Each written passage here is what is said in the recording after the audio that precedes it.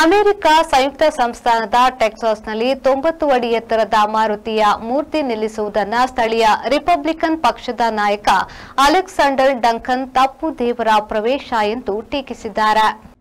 ಯುಎಸ್ಎಯ ಟೆಕ್ಸಾಸ್ನ Republican ಪಕ್ಷದ ನಾಯಕ Alexander Duncan ಹನುಮಂತನನ್ನು falls god ಎಂದುದು ವಿವಾದಕ್ಕೆ ಕಾರಣವಾಗಿದೆ.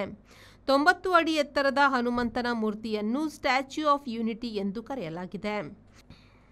ಅಲೆಕ್ಸಾಂಡರ್ ಡಂಕನ್ ಅವರು ಅದನ್ನು ಫಾಲ್ಸ್ ಗಾಡ್ಸ್ ಪ್ರವೇಶ ಎಂದು ಟೀಕಿಸಿದ್ದಾರೆ. ಮೂರ್ತಿ ನಿಲ್ಲಿಸುವುದನ್ನು ವಿರೋಧಿಸಿದ ಅವರು ಇದು ಕ್ರಿಶ್ಚಿಯನ್ ದೇಶ ಎಂದು ಹೇಳಿದರು.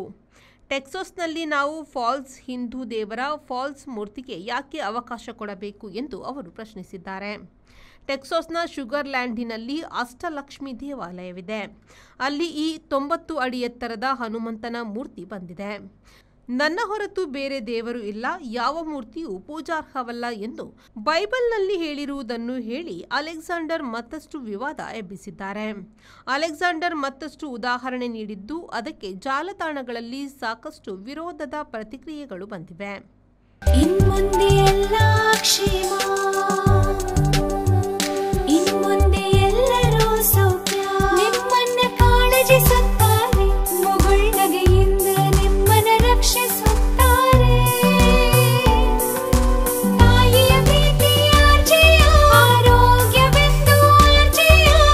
ನೋವು, ಆಸ್ತಮಾ, ಸೋರಿಯಾಸಿಸ್ ಎಲ್ಲದಕ್ಕೂ ಶಾಶ್ವತ ಪರಿಹಾರ.